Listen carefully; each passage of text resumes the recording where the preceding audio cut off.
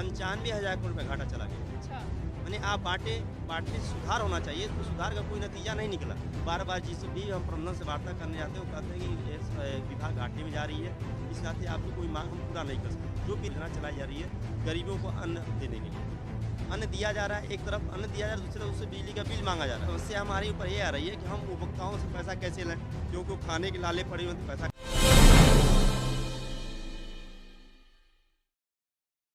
स्वागत है आपका मुंह मीडिया में। और हम लगातार लोगों की तकलीफ़ें आपको अपने चैनल में बताते हैं। कभी हम लोग गांव जाते हैं, कभी शहर जाते हैं। तो इस समय ये सब सरकारी लोग हमारे पीछे बैठे हुए हैं, सब विद्युत विभाग के हैं। और इन लोगों से जानेंगे कि इन लोगों को कैसी आवश्यकता पड़ गई जो इन लोगों को धरना प्रदर्शन करना पड़े। क्योंकि सरकारी लोग जो होते हैं ना, कहते हैं बड़ी ऐश की ज़िंदगी होती है। जानते हैं इनसे इतना क्या ऐश हो गया है कि ये लोग यहाँ पे आके अपना धरना प्रदर्शन कर। क्या हो गया भैया कि इतना मतलब सरकारी नौकरी पा के भी आप लोग यहाँ पे बैठे हुए धरना प्रदर्शन कर रहे हैं? मैम, एक वो कहावत है, दूर का ढोल सुहाना होना, वही स्थिति हम लोगों की है। और मैं राज्य विद्युत परिषद प्राविधिक कर्मचारी संघ का प्रदेश अध्यक्ष ब्रजेश कुमार त्रिपाठी। हम लोग करीब 1 महीने से, करीब 1.5 महीने से धरना दे रहे हैं। अभी शक्ति भवन पर मेरा 6वां चरण कल तक चला। उसके बाद वहाँ प्रशासन वहाँ से हमको वहाँ से हटाकर यहाँ कर दिए। हटाने की वजह क्या थी वहाँ से? उनका कहना था कि माननीय प्रधानमंत्री जी का दौरा है और हम लोग रोड पर बैठने नहीं देंगे, आप 21 के बाद अपना धरना प्रदर्शन शक्ति भवन के सामने करें। क्योंकि हमको शक्ति भवन को प्रबंधन से मतलब है, इस सरकार को नहीं जगाना है। प्रबंधन की पूरी गलतियाँ प्रबंधन की है। मैं बता दूं, 18 सूत्री मांगे हैं। करीब पिछले साल हम लोग मांग पत्र रखे थे शासन के और सरकार के पक्ष, और प्रबंधन से बताया गया था। तो पिछले बार हम लोग का आंदोलन चल रहा था, उसमें माननीय ऊर्जा मंत्री पंडित श्रीकांत शर्मा जी के हस्तक्षेप से वो वार्ता किए। उन्होंने कहा कि आपकी एक नहीं 5 सूत्री मांगे मानी जाएगी। OTS का समय चल रहा था, मार्च का महीना था, अप्रैल मार्च का। उसमें हम लोग अपना काम बंद करके धरना दे रहे थे। और तो उन्होंने कहा कि आप हमारा सहयोग करिए, OTS का समय है, उपभोक्ता देवो भव का परिभाषा है, हम लोग उपभोक्ता देवो भव की तरह काम किया जाए और उपभोक्ताओं को जो समस्या है उसी वर्तमान में सुनी जाए। तो उसमें हम लोगों ने धरना स्थगित कर दिया गया। उसके बाद 2 बार वार्ता हुई। वार्ता में वही समीक्षा किया जाएगा, आपके जो भी मांग पत्र हैं उस पर विचार किया जाएगा। तो कोई आपके 18 सूत्री मांगे, कोई एक भी मांग पूरी करी गई? वही मैम, अभी तक मैं दूसरा आंदोलन फिर शुरू कर दिया गया। अगर 1 साल तक हम लोग इंतजार किए, उसके बाद फिर दूसरा आंदोलन फिर शुरुआत हुआ। शुरुआत में भी वार्ता हुई, 25 तारीख को वार्ता हुआ। 25 में वही जो 6-8 महीना पहले बताए थे कि आपकी मांगों की समीक्षा की जा रही है, उस पर विचार किया जा रहा है, परीक्षण किया जा रहा है, वही मांग कई 5 बार वार्ता हो चुका है। 2019 में जो वार्ता हुई थी, अर्पणा यू मैडम हमारी MD थी, वो उन्होंने वार्ता किया था, उसमें कमेटी बनाई थी। उस कमेटी में लिखा गया था कि 2 हफ्ते के अंदर आप कमेटी रिपोर्ट देगी, जो भी आपके मांग पत्र है उस पर विचार किया जाएगा। वो कमेटी का 2 हफ्ता, आज 2 साल होने जा रहा है, उस पर मांग पत्र पर अभी तक उसका कमेटी के कोई भी व्याख्या नहीं हो पाया। ये तो आप दुर्भाग्य। लोग यहाँ पे आके बैठे हुए हैं, तो इस समय आप लोग का ड्यूटी का टाइम होगा क्या? क्या मतलब कैसे आ गए यहाँ पे आप? मैम, हम लोग उपभोक्ताओं को समस्या नहीं पैदा करना चाहते हैं। हम सभी जितने कर्मचारी हैं, ये सभी 16,000 कर्मचारी हैं। पूरे पावर कॉर्पोरेशन में 35,000 कर्मचारी हैं। जो 16,000 कर्मचारी हमारे संगठन से जुड़े हुए हैं, वो 16,000 तो कर्मचारी 16,000 लोगों को कहीं ना कहीं उत्तर प्रदेश में, पूरे उत्तर प्रदेश की जी, संख्या जी, बता रहे हैं ना, हाँ। उन लोगों को ये परेशानियां हो रही हैं जो 18 मांगे हैं आप लोग जी, की, वो नहीं मानी जी, जा जी, रही। 18,000 जो 18 मांगे हैं वो 16,000 कर्मचारियों की मांग पत्र है। और 16,000 हमारा वो पाली की काम कर, जो ऑपरेशन में जो रात को उपभोक्ता को बिजली देता है, बैठकर मेंटेनेंस देखता है, बिजली काटना जोड़ना काम वही उसी का है। मीटर लगाना, आप घर में कोई मीटर की समस्या आती तो वही हमारे ही कर्मचारी देखते हैं, जो हमारे तकनीकी संवर्ग के लोग हैं। आपके बिजली का विच्छेदन करना, बिजली बनाना, घर पोल पर चढ़ के, फिर से आपका OTS के समय पर बिजली का जो भी बिजली का बिल लाना, गाँव में जाकर वो कैंप लगाना, जहाँ बिल आप जाएंगे काउंटर पर जो बिल जमा करता हो हमारे ही कर्मचारी हैं। तो हम ये भी वो बंद नहीं किए हैं, क्योंकि हमारे कहने के आंदोलन से उपभोक्ताओं को दिक्कत होगी, सरकार को तो दिक्कत है ही नहीं है। सरकार चाह भी रही है कि ये बिजली कर्मचारी, जो भी सरकारी कर्मचारी आंदोलन कर, हम प्राइवेट कर रहे हैं। अब मैं प्राइवेट की बात मैं करना चाहता हूँ। देखिए, निजीकरण से कोई फ़ायदा नहीं होने वाला। अभी वर्तमान में देख लीजिए कि हमारे जो भी प्रधानमंत्री जी द्वारा, माननीय मुख्यमंत्री जी द्वारा योजना चलाई जा रही है गरीबों को अन्न देने के लिए। अन्न दिया जा रहा है, एक तरफ अन्न दिया जा रहा है, दूसरी तरफ उससे बिजली का बिल मांगा जा रहा है। और अगर बिजली का बिल नहीं, उधर से पैसा, इधर से अनाज दे के उधर से अब पैसा समस्या वसूल हमारे करेंगे। ऊपर आ रही है। समस्या हमारे ऊपर ये आ रही है कि हम उपभोक्ताओं से पैसा कैसे लें, क्योंकि वो खाने के लाले पड़े हुए हैं, तो पैसा कहाँ से दें। पैसा कहाँ से? इधर कह रहा है पावर कॉर्पोरेशन नुकसान में जा रहा है, तो आपकी मांग पत्र कैसे पूरा करें, तो हम किधर जाएं। कैसी मांगे हैं आपकी, जरा मांगों के बारे में बताएंगे? मैम, हमारी कोई ऐसी मांग नहीं है जो पूरा ना हो। मैं एक चीज़ बता दूं कि राज्य विद्युत परिषद पहले बोर्ड होता था, वो 2000 तक, उसको 5 भागों में बांट दिया गया। क्यों बांटा गया, इसका ये इशू दिया गया कि यह घाटे में जा रहा है। उससे 5,000 करोड़ रुपए का घाटा था। तो बांटने से घाटा कैसे मैं पूरा वही होगा? व्याख्या करूँ, 5,000 करोड़ घाटा था। आज 15-20 साल बाद 95,000 करोड़ रुपये घाटा चला गया। अच्छा। मैंने आप बांटने से सुधार होना चाहिए, तो उस सुधार का कोई नतीजा नहीं निकला, न कोई समीक्षा किया गया समय से। आज 95,000 करोड़ रुपये घाटा गया, उसका मैंने पहला मांग पत्र वही है कि जो आपने विखंडन किया है उसको खंडित नहीं, विखंडन से तो सबसे पहली बात यह है कि पूरा नया एक व्यवस्था उनको शुरू करनी पड़ेगी, उसमें पैसा लगेगा, फिर नई नई नियुक्ति लोगों को करनी पड़ी होगी, और नए विभाग बनाए, तो हर तरीके से तो इसमें पैसा लग रहा था ना सरकार का। उसमें सरकार का ये लगा कि 9 IAS हमारे यहाँ बैठा देंगे। पहले IAS हमारे नहीं थे, हमारा जो भी इंजीनियर संवर्ग ही चलाता था, उसमें 9 IAS की नियुक्ति कर दी गई, जिनका वेतन और सभी व्यवस्था हमारे यहाँ से दी जाती है, वो प्रतिभार मेरे ऊपर दे दिया गया। और उसके विखंडन के बाद आज स्थिति यह है कि 95,000 का घाटा में चला गया। बार बार जिस भी हम प्रबंधन से वार्ता करने जाते हैं, वो कहते हैं कि विभाग घाटे में जा रही है, इस नाते आपकी कोई मांग हम पूरा नहीं कर सकते। जो वित्तीय मांग है, अब वित्तीय मांगों को तो अभी सुन ही नहीं रहे हैं। अब वित्तीय मांग में प्रमोशन है, दूसरा आमेलन है, जो हमारे TGT संवर्ग को जो नियम नहीं था दूसरे कंपनियों पर नियुक्ति करने को, उसमें कर दिया गया, उस कंपनी का निवासी नहीं है तो। और हमारा वेतन विसंगतियाँ हैं जो पहले से ही निर्धारित है, उस पर विचार नहीं किया जा रहा है। मेरा वो आपके जो पेट्रोल भत्ता है, मैं बता दूं कि एक कर्मचारी 15 से 20 किलोमीटर यात्रा करके डिस्कनेक्शन का काम, बिजली का लाने का काम, बिजली का बिल जमा करने का काम, मीटर लगाने का काम करते हैं लोग। लेकिन इसके लिए तो सरकारी गाड़ी की व्यवस्था खुद ही होनी चाहिए। नहीं मैम, नहीं है। हमारे यहाँ 200 रुपया साइकिल भत्ता दी जाती है, जो 1972 की नियमावली के तहत 200 रुपए साइकिल भत्ता, मतलब आदमी आज के टाइम में साइकिल से जाएगा और 200 रुपए उसको मिल वही रहा है। 15 किलोमीटर दूर। बताइए। आप किसी उपभोक्ता का लाइन अगर खराब है ग्रामीण क्षेत्र में, एक पावर हाउस की दूरी 15 से 20 किलोमीटर रहती है ग्रामीण क्षेत्र में, वो अपने पावर हाउस से जाएगा, 15 किलोमीटर दूर जाएगा उसका घर। और एक तरह आप कह रहे हैं कि इसको 18 घंटा बिजली मिलना चाहिए, तो हम यहाँ से हम सेट डाउन लेंगे, 15 किलोमीटर दूर जाएंगे 1.5 घंटे में, फिर 1.5 घंटे में आएंगे सेट डाउन, वापस 3 घंटा लाइन बंद करेंगे।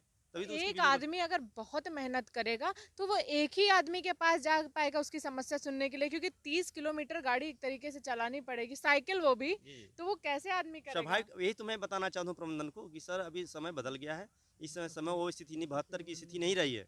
अभी समस्या हर घर में बिजली आप दे रहे हैं, सौभाग्य योजना तो बिजली आप दिए हैं, उसके तहत हमको हर घर में मेंटेनेंस की व्यवस्था भी देखनी है। उसके लिए हमको पेट्रोल भत्ता, मोटरसाइकिल पेट्रोल भत्ता दिया जाए, जो असंवर्गों को, JE संवर्ग को दिया जाता है। हमारी कोई ऐसी मांग नहीं है जो व्यक्तिगत फायदे के लिए है, क्योंकि हमारा 3,000 नुकसान हो रहा है हर महीने में।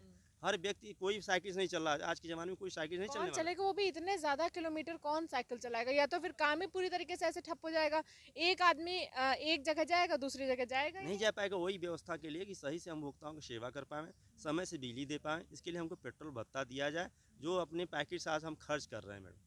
ये हमारी मांगे हैं, जेन्युइन मांगे हैं, कोई ऐसी मांग नहीं। इसमें मांग पर 3-3, 4-4 वार्ता शासन से हो चुकी है। अभी हाल ही अपर सचिव ऊर्जा श्री आलोक कुमार सिन्हा सर से भी वार्ता 3 बार हो चुकी है। उन्होंने क्या कहा? उन्होंने कहा कि नहीं, आपकी मांग जायज़ है, तो इसको मैं कमेंट करता हूँ और मैं भेजता हूँ चेयरमैन के पास, और उनसे मैं कहता हूँ कि आपकी मांगों बैठ कर समझौता करें। नहीं, चेयरमैन के पास जाती है, ठंडे बस्ते हमारा जो भी मांगे पत्र चली जाती हैं और कोई वार्ता नहीं करते हैं। तो किसी तरीके का कोई कहीं से लग नहीं रहा है कि ये लोग आपकी मांगे सुनने वाले। और देखिए, मांग कहीं ना कहीं पूरी तरीके से जेन्युइन है।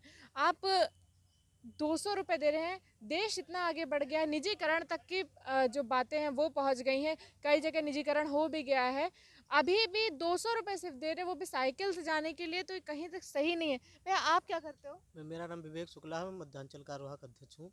रात में ड्यूटी किए हैं कि हमारे उपभोक्ताओं को कोई दिक्कत ना होने पाए, उनकी समस्याओं को, और फिर आए हैं आज धरने में यहाँ बैठे हुए हैं। उसके बावजूद भी 24 घंटे की ड्यूटी हो गई। पहले तो नौकरी नहीं, ऐसे 24 घंटे की हो रही ना, पहले नौकरी करिए, उसके बाद में अपनी नौकरी बचाने के लिए, अपना जीवन यापन करने के लिए यहाँ धरने प्रदर्शन, फिर शाम को रात में ड्यूटी जाएंगे, फिर जाएंगे, जब यहाँ से छूटेंगे घर जाएंगे, घर से फिर ड्यूटी आएंगे। उसके बाद भी जब हम अपनी मांगों को लेके बैठते हैं तो उनके कान में जूं तक नहीं रेंगता है। 1 साल पहले ये कमेटी बनाते हैं, हमसे समझौता करते हैं, उसके बाद में 1 साल बाद जो उनके पास फिर जाते हैं तो कहते हैं फिर कमेटी बनेगी। तो यानी कि जो 1 साल पहले आपने कमेटी बनाई उस पर आपने कुछ काम ही नहीं किया। और आप कहते हैं कि हम काम कर रहे हैं, आप नहीं काम कर रहे हैं। तो एग्जाम्पल तो आपके सामने है, काम हम कर रहे हैं कि आप कर रहे हैं। अपने भत्ते बढ़ाना होता तो ये लोग बढ़ा लेते हैं।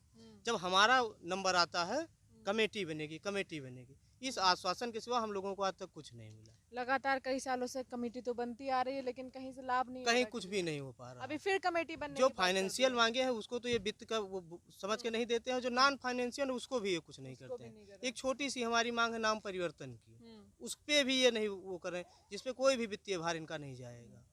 तो एक तरीके से आपकी बात नहीं सुननी है, इसलिए हजार बहाने बात हाँ, नहीं सुनने के। केवल बहाना बना के हमको टरका दिया जा रहा क्या लग रहा है अभी आप लोग धरना प्रदर्शन बैठे हो, अगर आपकी एक भी मांगे नहीं मानी जाएगी तो क्या सोचा आगे क्या करेंगे, कि 22 ऐसे ही तारीख जीवन चलने देंगे? है। नहीं, 22 तारीख से हमारा आंदोलन शक्ति भवन पे होगा। अब शक्ति भवन पे हम लोग प्रदर्शन शक्ति करेंगे। भवन पे करेंगे।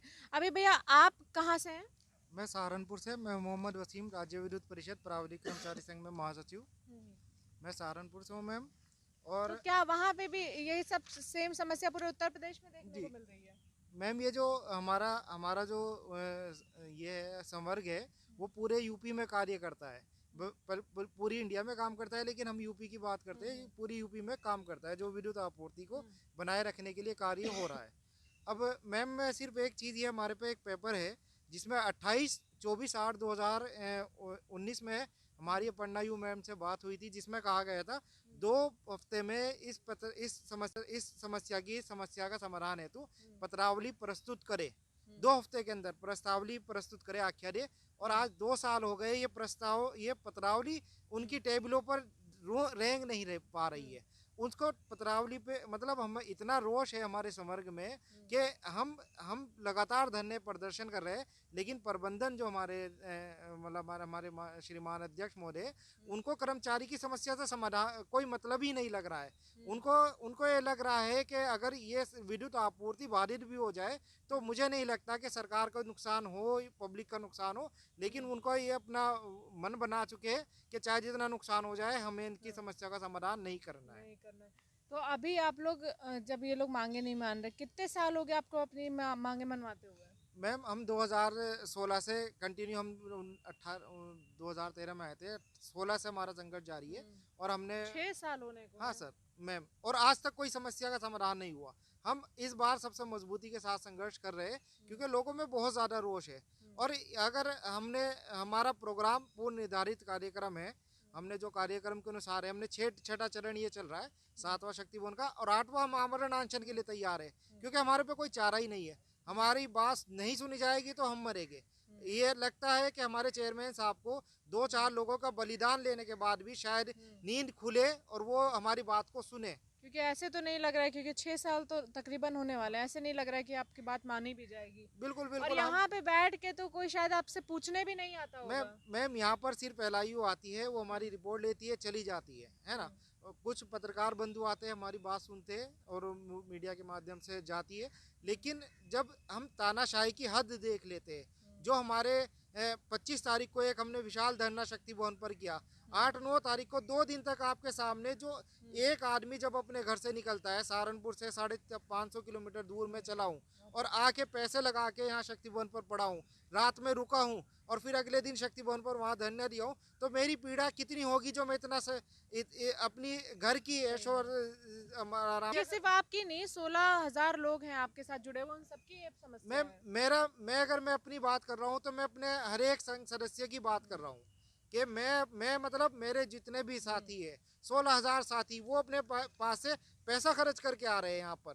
उनको क्या शौक है कि वो अपने यहाँ पर पैसा खर्च करे। अगर प्रबंधन चाहे बैठ के वार्ता करे, यूँ कहता है कि भाई हमारी 18 बातें नहीं मानी जाएगी, ये 6 मानी जाएगी, आप अपना धरना समाप्त करें, हम आज खुशी खुशी अपना कार्य करेंगे।